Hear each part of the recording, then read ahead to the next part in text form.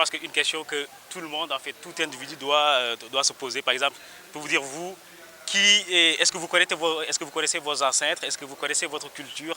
Est-ce que vous savez d'où vous venez? Donc, c'est ce genre de questions-là qui m'ont vraiment poussé à écrire l'ouvrage. Mais d'un autre côté, je me dis aussi que moi, les questions que je me pose actuellement, ces questions-là, mes enfants, mes tout petits-enfants, etc., vont se le poser d'ici un siècle ou 2 siècles ou même plus. Vous savez, Tafsir Ahmed Baro Ndiéguène, c'est un héritier des rois Belep. Donc il y a eu 46 Belep qui se sont assis sur le trône du Ndoukoumane. Un de ces Belep, en fait, est le grand-père de Tafsir Ahmed Baro Ndiéguène. Donc Tafsir Ahmed Baro Ndiéguène avait tout, je veux dire, toutes les nécessités, en fait, voilà, mais vraiment tous les privilèges qu'il voulait pour mener une vie tranquille dans ce bas monde. Qu'est-ce qu'il a fait?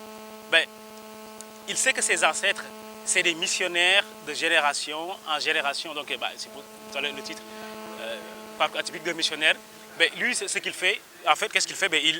Il délaisse tous ses privilèges donc, de ce bas monde et donc, pour aller à la recherche du savoir. Donc, cette particularité, je ne pense pas que dans les autres, je veux dire, dans le parcours des autres grands érudits du Sénégal, on ne retrouve pas ce type de parcours.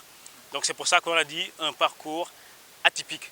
Donc l'âge à laquelle Tafsir Ahmed Baro Ndiéguène a commencé à faire ses études, son installation dans la région de Thiès, c'est vraiment, je veux dire, vous imaginez que vous arrivez dans un endroit, dans une forêt, et puis vous transformez cette forêt en une cité religieuse qui est actuellement la cité de Kermam El Hadji Ahmed Baro Ndiéguène. En faisant des gestes concrets, comme par exemple écrire ce livre, il y a d'autres projets encore plus pointus qui vont venir plus tard. Mais vraiment, c'est dans la rédaction, dans la connaissance de l'érudit. Je dis l'érudit, mais quand je dis l'érudit, c'est vraiment également de toute sa famille. Qu'est-ce qu'ils ont fait avant? Et puis, en fait, je veux dire, en apprendre davantage pour se projeter vraiment dans l'avenir, pour se dire, ok, ils étaient comme ça, ok.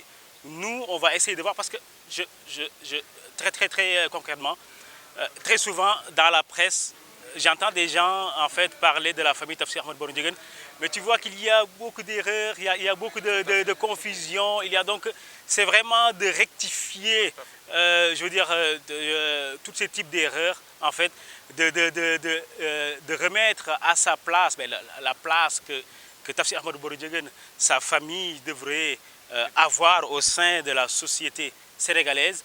Donc pour ça, on va mettre en place des gestes vraiment concrets, comme par exemple, je donne l'exemple du livre, mais il va y avoir des similarités, mais vraiment beaucoup de similarités